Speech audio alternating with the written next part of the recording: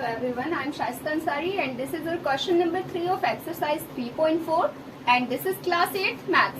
So in this question we have to explain how a square is a quadrilateral and how a square is a parallelogram and a rhombus and a rectangle. Means इस question में हमें यहाँ पर explain करना है कि एक square एक क्वाड्रिलेटरल कैसे हो सकता है एंड एक स्क्वायर एक पैरेललोग्राम कैसे हो सकता है एंड एक स्क्वायर एक रोम्बस कैसे हो सकता है एंड वो एक रेक्टेंगल कैसे हो सकता है। तो सबसे पहले बात करते हैं क्वाड्रिलेटरल की। तो जैसे कि एक स्क्वायर होता है तो स्क्वायर की ऑल साइड्स इक्वल होती हैं। अब स्क्वायर को क्वाड्रिलेटरल हम क्यों कह सकते हैं? बिकॉज ए क्वाड्रिलेटरल में ऑलवेज 4 साइड्स होती हैं। क्वाड्रिलेटरल बोला ही उसको जाता है जिस फिगर की 4 साइड्स हो। किसी भी टाइप की फिगर हो, चाहे वो रेक्टेंगल हो, रोम्बस हो, काइट हो या फिर स्क्वायर हो, इन ऑल फिगर्स को हम क्वाड्रिलेटरल कह सकते हैं बिकॉज इन ऑल फिगर्स में 4 साइड्स होती हैं। तो स्क्वायर को एक क्वाड्रिलेटरल इसलिए कहा जा सकता है बिकॉज उसमें 4 साइड्स होती हैं।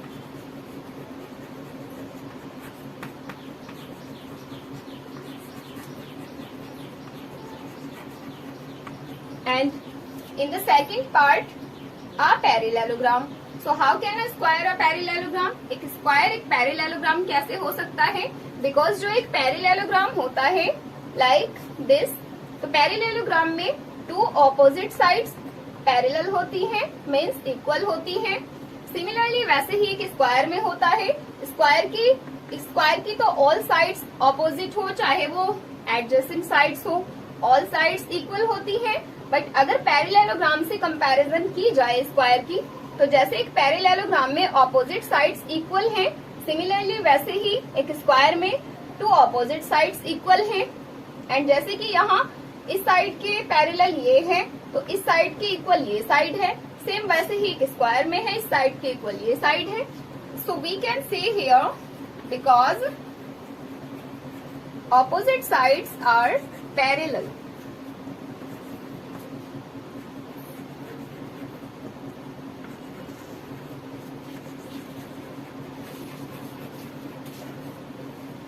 और equal.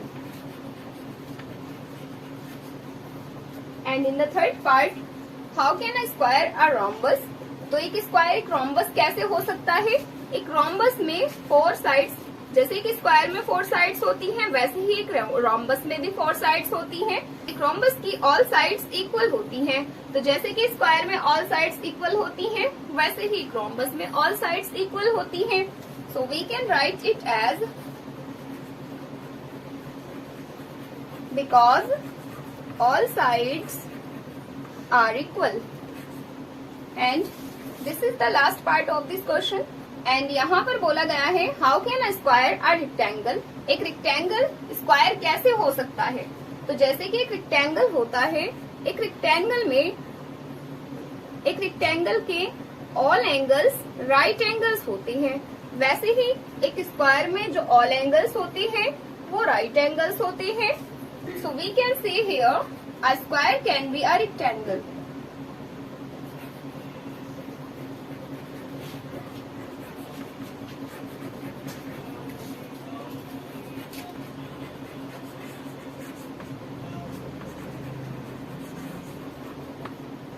तो यहाँ पर हमारे ऑल पार्ट्स क्लियर हो चुके हैं। आई थिंक आपको ये वीडियो पसंद आई होगी। अगर आपको ये वीडियो पसंद आई हो तो इस वीडियो को लाइक करें। So this was the answer of this question. Now let's come to the next question.